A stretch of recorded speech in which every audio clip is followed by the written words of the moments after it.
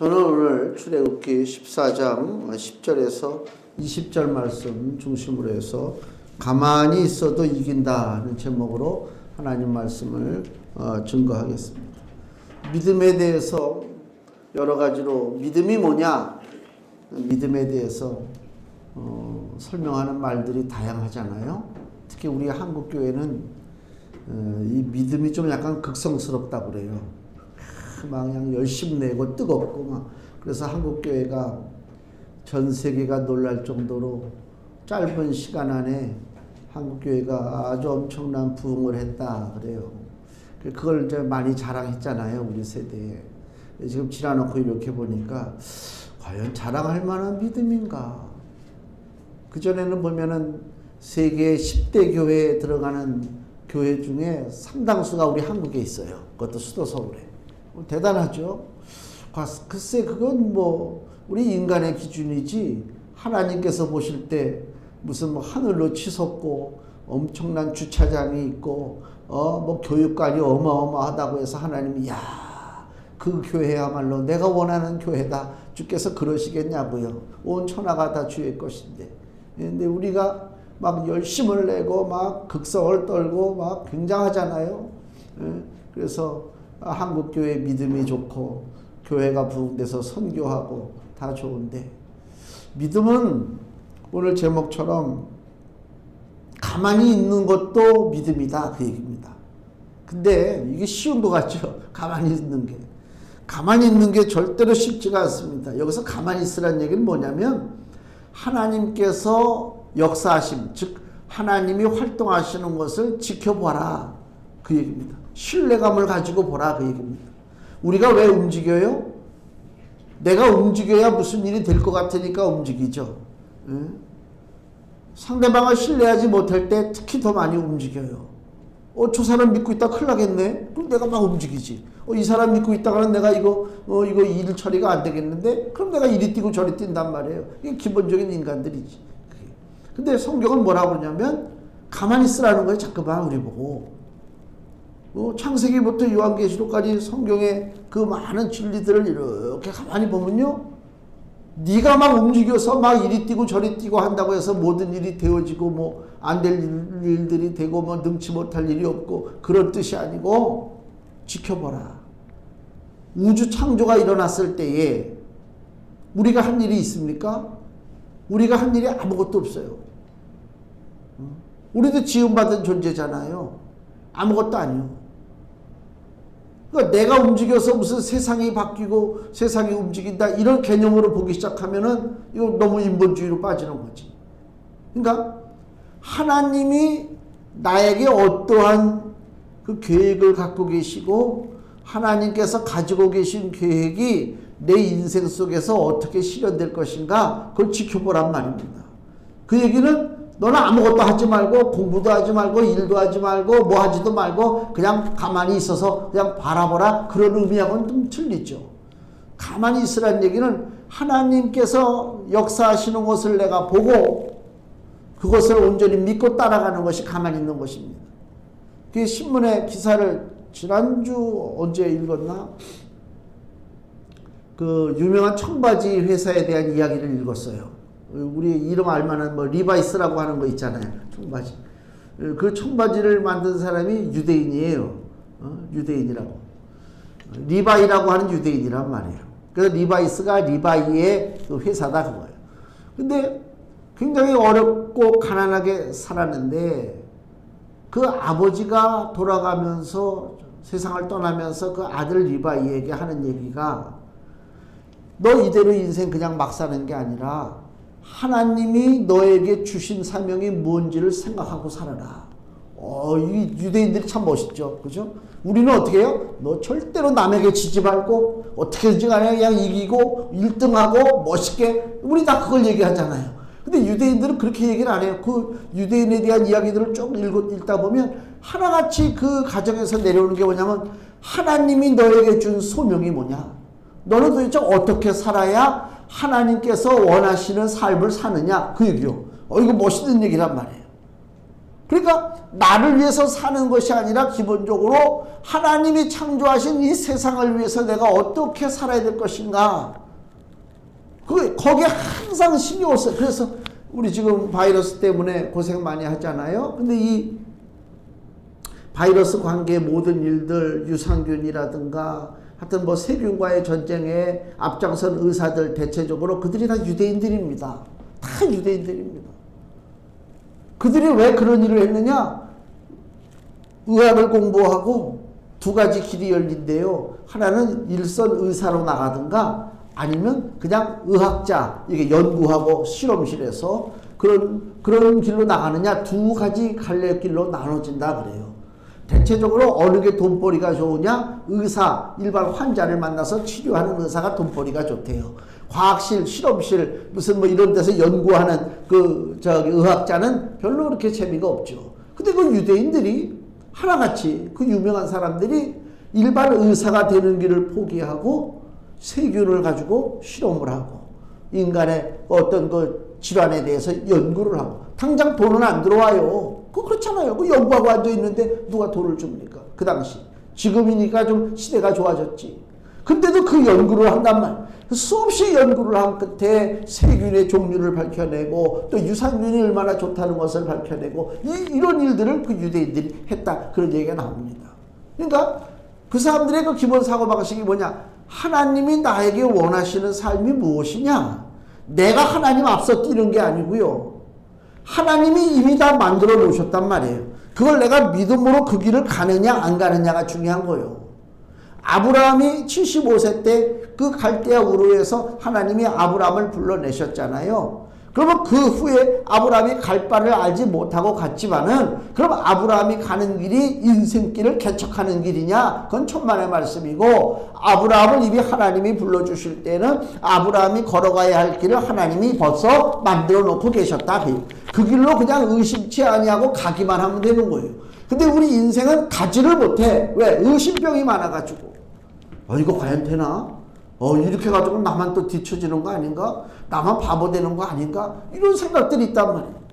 그러니까 믿음이라고 하는 것은 가만히 있어서 하나님이 행하시는 것을 바라보고 따라가는 건데 인간은 이미 이 심성이 이 마음이 부패가 됐단 말이에요. 마음이 썩어졌단 말이에요. 마음에 죄악이 들어왔단 말입니다. 그래서 하나님이 하시는 일을 가만히 쳐다보지를 못해. 그래서 어떻게든지 간에 발발대고 다니면서 내가 뭔가를 만들어야 돼. 그게 우상 아닙니까? 우상도 만들고 그 무슨 법칙도 만들고 규칙도 만들고 제사 제도도 만들어서 뭔가 그럴듯하게 하잖아요. 제사 드리고 가만히 있어야 되는데 가만히 있으라고 하는 말씀 자체를 믿질 못해.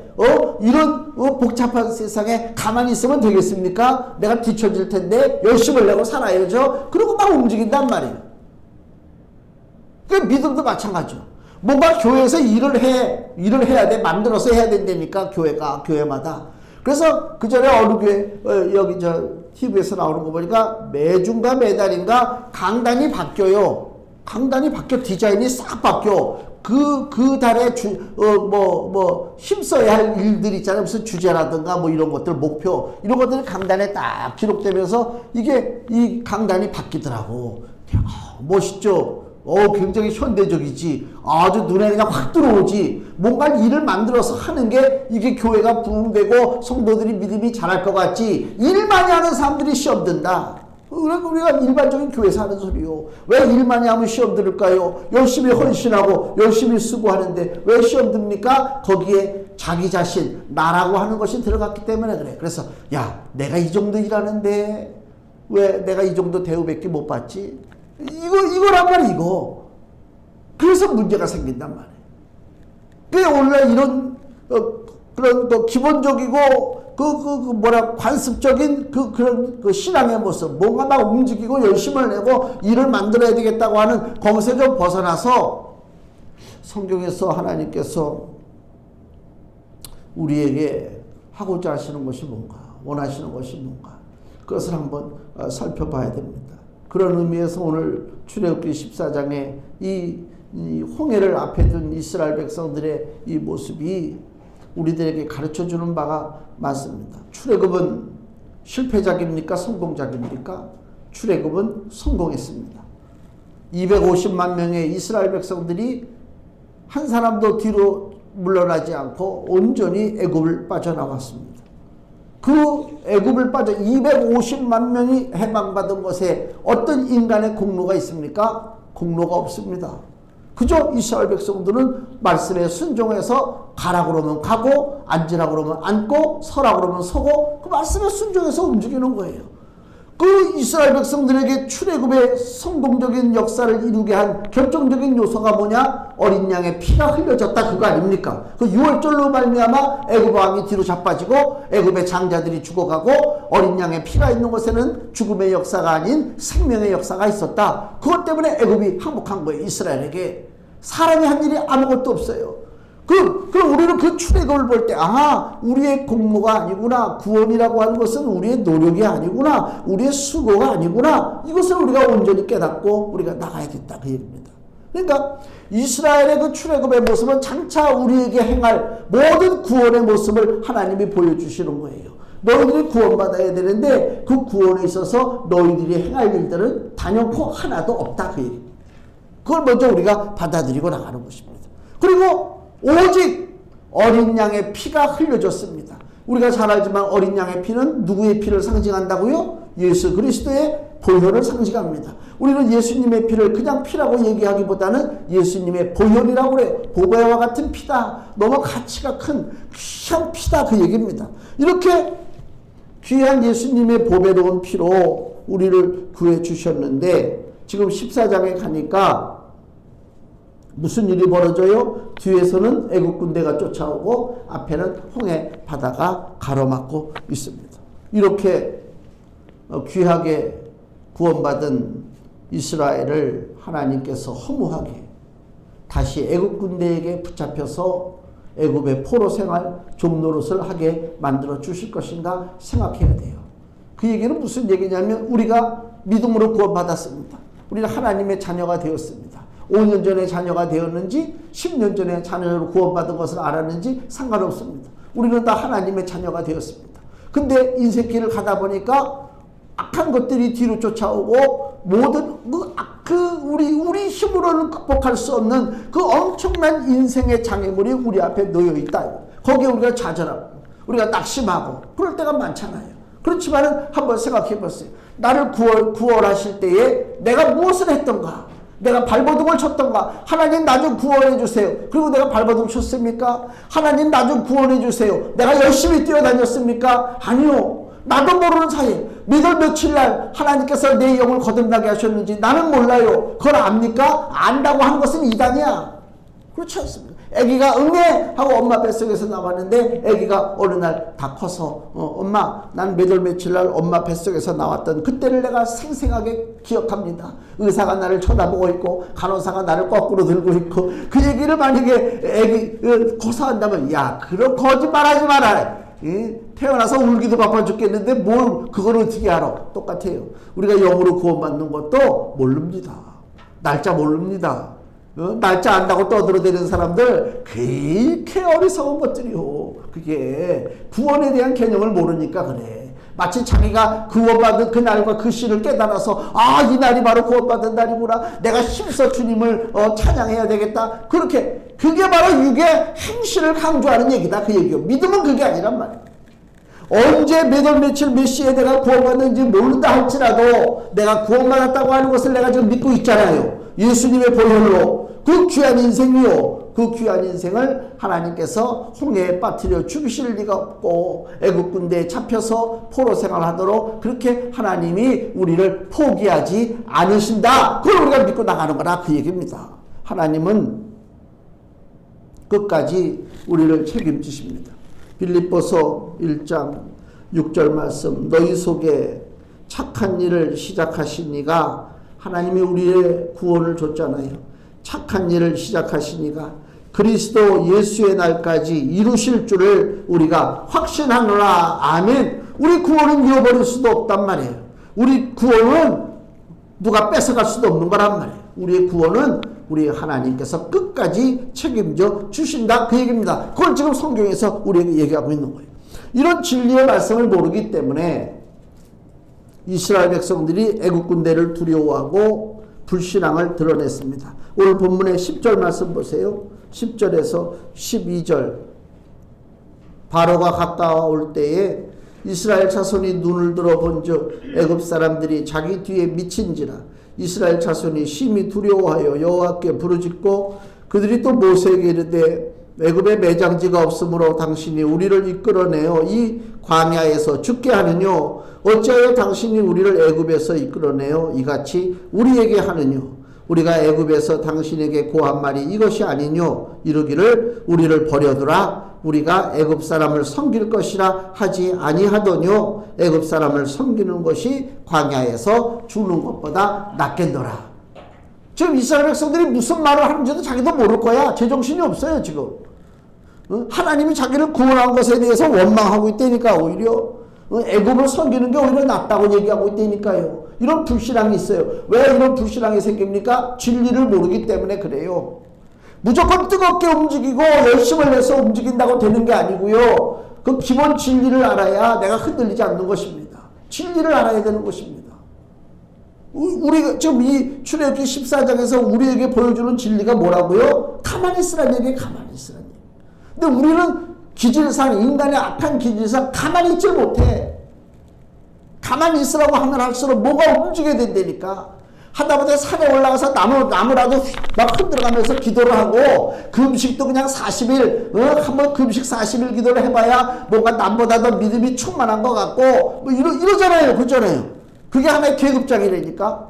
에이, 천만의 말씀이요. 소용없어요. 산에 올라가서 불을 받아 나무를 몇 그루를 뽑았고 아무 소용없는 짓이다. 말씀 진리를 모르는데 마귀가 그걸 무서워하겠습니까? 안 무서워해요.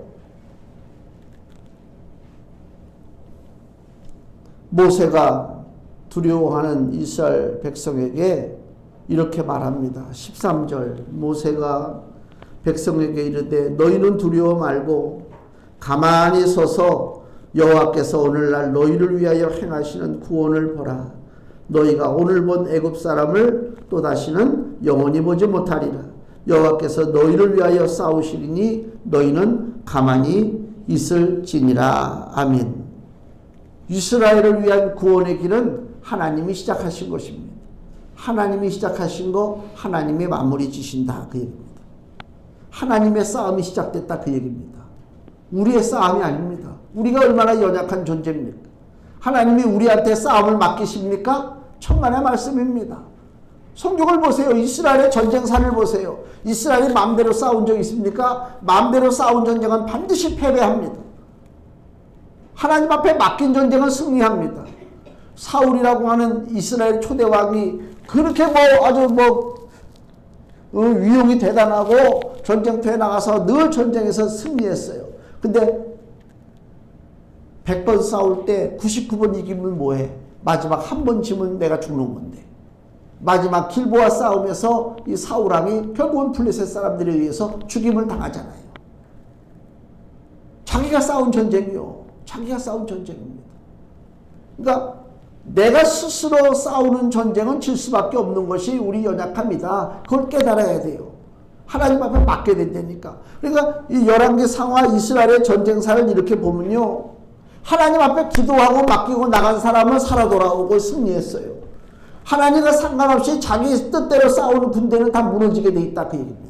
그래서 하나님이 어느 정도까지 우리에게 보여주냐면 아스르 군대가 18만 8천 명인가 쳐들어왔잖아요. 쳐들어왔단 말이에요. 이스라엘이 그 히스기야 시대에 그 아스르 군대 18만 명의 군대랑 어떻게 싸워서 이깁니까? 싸워서 이길 방법이 없어요. 지금도 러시아가 10몇만 명의 병력을 좀 동원해가지고 우크라이나를 지금 오늘 들어갈까 내일 들어갈까 그러고 있잖아요. 우크라이나의 힘 가지고 러시아를 맞서 싸웁니까? 못 싸워요. 그거 하루아침에 무너지게 되어 있습니다.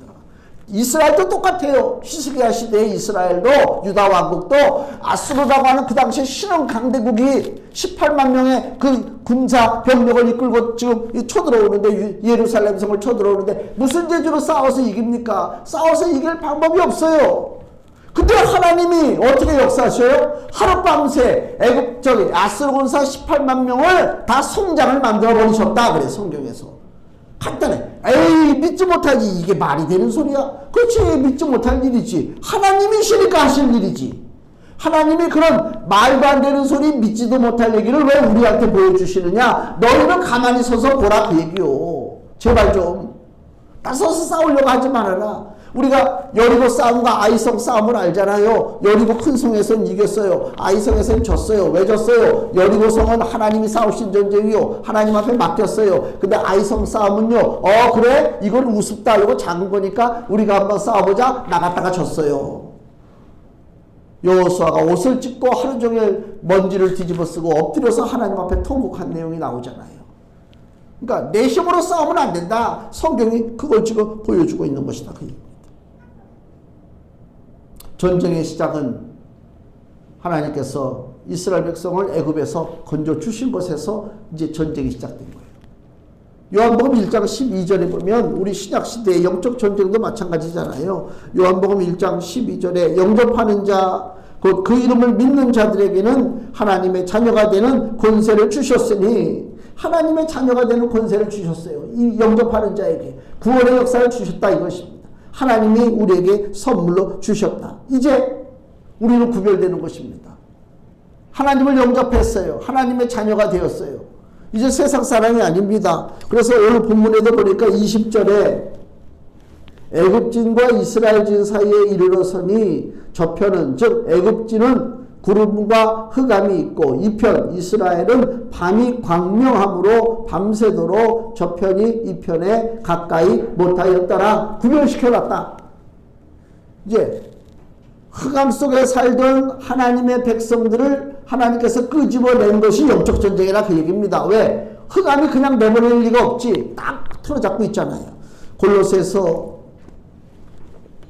1장 13절에서 14절 말씀을 보시면, 골로새서 1장 13절 14절, 그가 우리를 흑암의 권세에서 건져내사 그의 사랑의 아들의 나라로 옮기셨으니 그 아들 안에서 우리가 구속 곧 죄사함을 얻었도다. 아멘. 우리를 흑암의 권세에서 건져내셨다. 누가? 하나님께서 흑암의 권세에서 건져내셨다, 이겁니다.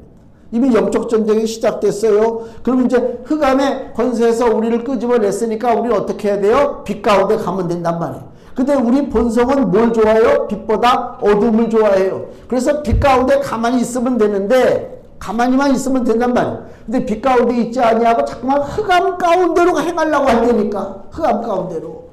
어두운 데를 좋아해요. 그 인간의 본성들이 그렇단 말이에요. 어두운 걸 좋아한다고. 밤문화가 발달한 나라일수록 타락한 나라예요.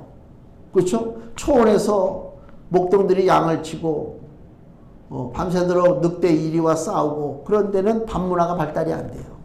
근데 이 도시문화, 가인이 자기 동생 아벨을 쳐 죽이고 그리고 자기 일족을 데리고 이제 점점 번성해서 퍼져나갔잖아요. 가인이 제일 먼저 한 일이 뭔지 아세요? 도시를 만드는 거예요. 성을 쌓고 도시를 만들어요. 그 문화가 발달해요. 무슨 문화가 발달하겠어요? 좋은 문화가 아니요. 타락한 문화가.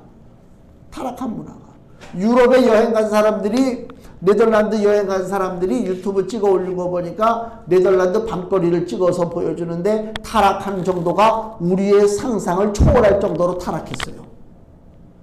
보통 타락한 게 아닙니다. 그 유럽이라고 하는 데가. 하나님 반드시 거기를 심판하실 줄로 저는 알아요. 어떤 형태를 통해서든지. 그걸 깨닫지 못하고 날마다 러시아가 어떤다, 나토가 싸워. 천만의 말씀이요. 하나님이 이스라엘이 범죄하고 유다 백성들이 하나님을 섬기지 아니하고 타락하고 살 때에 바벨론을 통해서 이스라엘을 징계하시고 아수르를 통해서 이스라엘을 징계하셨어요. 똑같습니다. 지금도 역사가.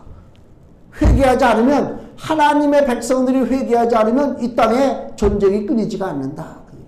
반드시 심판받는다. 질병이 돌고 전쟁이 일어나고 심판받는다. 그 얘기입니다. 그러니까 우리는 어떻게든지 간에 빛 가운데 서 있으려고, 이것도 서 있는 것이 보통이 아니죠. 왜? 어둠이 우리를 잠깐만 유혹하니까, 어둠이 나를 끌어당긴다니까 거기에 우리가 나가 떨어진단 말이에요. 눈에 보이는 상황은 지금 굉장히 위태롭죠. 오늘 다시 본문의 10절 말씀을 보세요.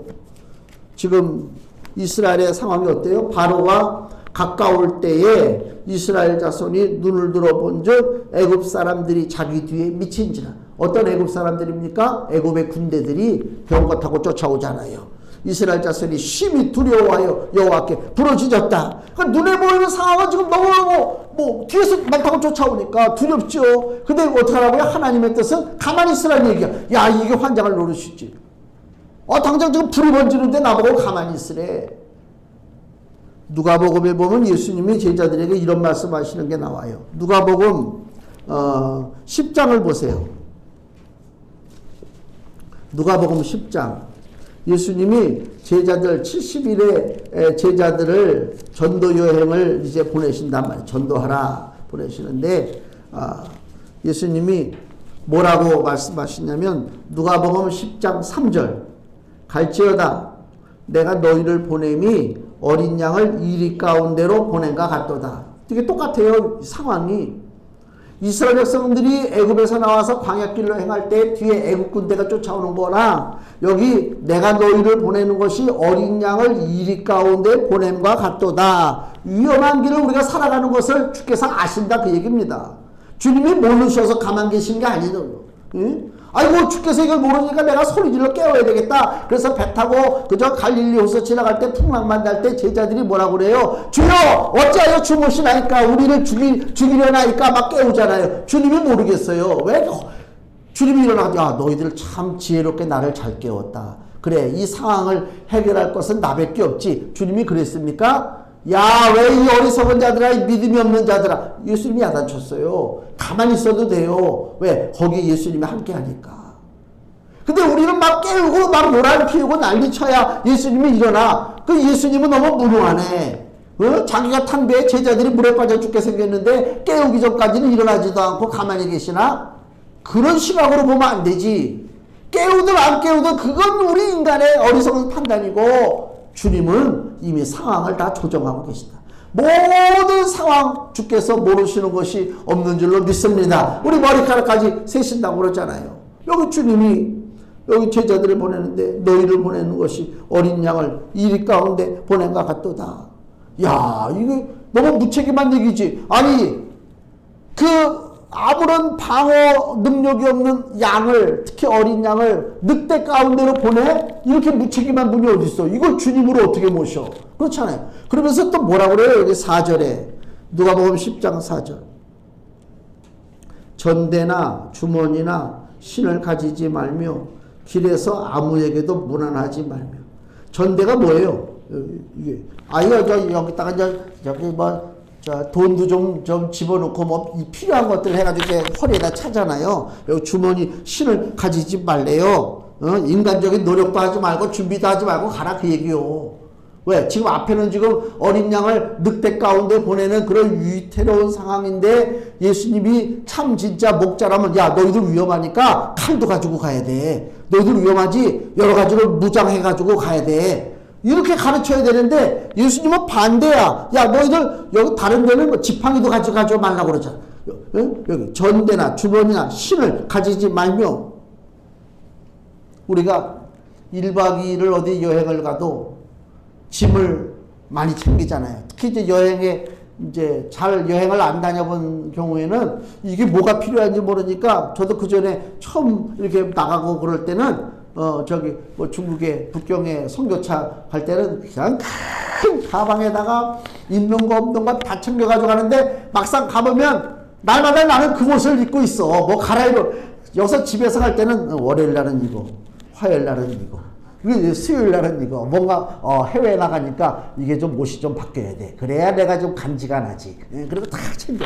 막상 나가니까 아이고 귀찮아 죽겠다. 야 이게 그냥 그 옷 입고 돌아다니고 사진 보면 나와 그게. 이것저것 막 챙겨가지고 가방이 막 터질 것 같잖아요. 지금은 그전에 뭐 어떻게 가요? 나중에는 가방 하나, 그죠? 등산용 가방 하나 딱 매달고 가는 거예요. 오, 나보고 왜 이렇게 짐이 없니? 무슨 짐이 필요해, 그럼? 성경책하고, 노트하고 몇 개만 준비해가지고 딱 가면 되지. 1박 2일을 가도 챙길 것이 많은 것이 우리 인생의 모습이란 말이에요. 근데 아무리 우리가 준비를 철저히 해도 나그네 길에서 벌어지는 수많은 일들 어떻게 우리가 감당합니까? 감당할 수가 없죠. 그래서 우리는 어린 양이요. 목자가 필요하단 말이에요. 어린 양이 목자가 데리고 저 목초지에 가서 풀 먹일 때 어린 양이 풀 먹으러 가면서 이거 나 이거 물도 준비해야 되는데, 야 이거 휴지도 준비해야 되는데, 그러고 갑니까? 그게 아니잖아요. 휴지 얘기 나오니까 저도 그래요. 그 전에 중국 가니까 숙소에 휴지 하나가 제대로 없어. 그래가지고 집에서 갈 때부터 두루마리 휴지를 가져갔는데, 저 공항에서 그 검색하잖아요. 검색하는데 그게 걸린 거야. 이게 가방을 엑스레이 찍는데 돌돌 마른 게 뭐 이상하게 보였나 보지? 그러면 지네들이 보면 휴지면은 그냥 그런가 보다 해야 되는데, 휴지를 딱 꺼내들고, 이거 주인이 누구냐는 거야, 휴지. 나 창피해가지고. 야, 누가 여행 다니면서 화장지까지. 내가 오죽하면 왜 중국에 호텔에도 그렇고 휴지를 안 갖다 줘. 얘네들이. 싸구려 호텔은 그렇지.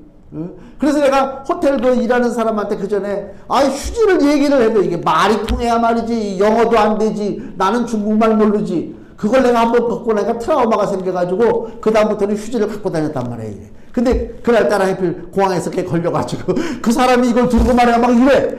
이거 무식한 놈 말이야. 그 사람 체면 있지만 그냥 아무것도 아니면 도로 집어넣고 통과시키면 되는데. 그러니까 막 준비를 해도 우린 그 준비를 다 맞출 수가 없습니다. 하나님만이 우리가 무엇이 필요한지를 알고 계십니다. 세상에 있는 늑대가 양을 무서워하지 않습니다. 늑대는 누굴 무서워해요? 목자를 무서워해요. 우리 목자 예수 그리스도를 무서워한다니까. 그러니까 주님이 이 누가복음 오늘 10장 3, 4절 말씀을 이렇게 읽었잖아요. 너희를 보내는 것이 어린 양을 이리 가운데 보내는 것과 같다. 너희는 갈 때에 전대나 주머니나 이 신을 가지지 말라. 라고 하는 주님의 뜻이 뭐라고요? 가만히 있으라는 거예요. 가만히. 너희들이 뭐 애쓰려고 하지 말고. 그래서 여기 누가복음 10장 17절에 보니까 제자들이 돌아와서 보고하는 내용이 나와요. 70인이 기뻐 돌아와 가로되 주여 주의 이름으로 귀신들도 우리에게 항복하더이다. 누구의 이름으로 귀신들이 항복합니까? 주의 이름으로 항복합니다. 나 때문에 항복하는 거 아닙니다. 내가 산에 올라가서 나무를 뽑아버리고 성령의 불을 받고 40일 금식기도를 해가지고 막 은혜가 충만해가지고 야 이 귀신들아 한번 내가 붙어보자 한번 이긴다. 그런 엉터리 소리 하지 말라고 그래. 귀신들이 40일 금식한다고 무서워해? 산에 나무 뽑는다고 무서워해? 안 무서워합니다. 귀신들이 뭘 무서워해요? 주의 이름을 무서워합니다. 그걸 깨달아야지. 왜 자꾸만 내 공로고 내 어떤 무슨 이게 우리 그 기독교를 하등 종교로 만들어 뭐 수련하고 단련하는 것처럼 우리 기독교를 수련하는 게 아니고 단련하는 게 아니라니까. 그냥 믿는 거예요. 가만히 있으라니까 가만히 있어야지. 왜 가만히 있지를 못해? 믿음이 없으니까 가만히 있지를 못하는 거지. 하나님께서 이스라엘을 위해서 싸운 결과가 어떻습니까? 여기 본문에 14장 30절 말씀. 그날에 여호와께서 이같이 이스라엘을 애굽 사람의 손에서 구원하심에 홍해가 갈라지고 그저 그 갈라진 틈에 애굽 군대가 쫓아 들어갔다가 물이 닫히는 바람에 다 몰살했잖아요. 그날에 여호와께서 이같이 이스라엘을 애굽 사람의 손에서 구원하심에 이스라엘이 바닷가에 애굽 사람의 시체를 보았더라. 애굽 군대의 송장이 바다에 있단 말이에요. 같은 맥락으로 누가복음 10장 18절에 그 제자들이 귀신들이 항복했다고 기뻐할 때 예수께서 이르시되 사단이 하늘로서 번개같이 떨어지는 것을 내가 보았노라. 아멘. 승리합니다. 구약의 승리나 신약의 승리나 동일하단 말이에요. 동일한 거란 말이에요. 전쟁은 끊임없이 우리 삶 속에서 일어나고 있습니다. 보이는 적과의 싸움도 어렵지만 보이지 않는 적과의 싸움 보통 어려운 것이 아닙니다. 우리 힘만으로 될 수가 없습니다. 주님의 은혜를 우리가 온전히 의지해야 되는 것입니다.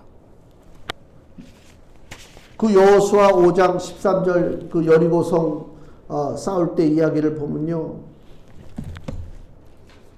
여호수아 5장 13절에 여호수아가 여리고에 가까웠을 때에 눈을 들어 본즉 한 사람이 칼을 빼어 손에 들고 마주 섰는지라. 여호수아가 나가서 그에게 묻되 너는 우리를 위하느냐 우리 대적을 위하느냐. 여리고 싸움에 누가 찾아왔단 말이에요. 자, 여호수아 5장 14절, 이게 오늘 금주의 말씀입니다. 여호수아 5장 14절 같이 읽습니다. 그가 가로되 아니라 나는 여호와의 군대 장관으로 이제 왔느니라. 여호수아가 땅에 엎드려 절하고 가로되 나의 주여 종에게 무슨 말씀을 하려 하시나이까. 아멘. 여호와의 군대 장관이 왔어요. 어떡하려고요? 하나님의 전쟁이기 때문에. 이건 네가 싸울 전쟁이 아니야. 저 하나님이 여호수아에게 하는 얘기야. 너 착각하지 마. 여리고 싸움이 네가 싸우는 게 아니야. 내가 싸우는 거지. 하나님의 말씀입니다. 그때 여호수아가 뭐라고요? 나의 주여. 여기 금조 말씀 맨 끝에 보니까 여호수아가 그 군대 장관 되신 하나님 앞에 뭐라고 말하느냐? 나의 주여 종에게 무슨 말씀을 하려 하시나이까. 이 전쟁의 지휘권은 하나님께 있습니다. 그 얘기입니다. 내가 지휘하는 것이 아닙니다. 나에게 무슨 말씀을 하시든지 내가 믿고 순종하겠습니다. 그 얘기입니다. 내가 발버둥 친다고 되는 게 아닙니다. 우리 현실을 바라보세요. 우리가 살면서 얼마나 많은 일에 우리가 애쓰고 수고하고 발버둥 치고 노력했습니까? 그 모든 것이 다 열매가 됐으면 좋은데 그렇지 않습니다. 그렇다고 해서 실망할 것도 없습니다. 왜? 이미 하나님께서 내 삶 속에 들어와 계십니다. 그 하나님의 행하시는 것을 난 믿음으로 바라보면 됩니다. 우리가 미리 판단하고 좌절하고 미리 판단하고 불평하고 원망하고 이것이 마귀가 원하는 바입니다. 우리는 그러면 안 돼요. 가만히 서서 하나님께서 나에게 하시는 일이 무엇인가를 내가 봐야 되겠다. 믿음의 눈으로 하나님의 역사하심을 바라봐요. 기도하며 바라보고 하나님 앞에 예배하며 바라보고 말씀을 읽으면서 하나님의 역사하심을 바라볼 때에 가만히 있어도 이기는 역사가 우리 삶 속에 나타나게 될 줄로 믿습니다. 기도하겠습니다.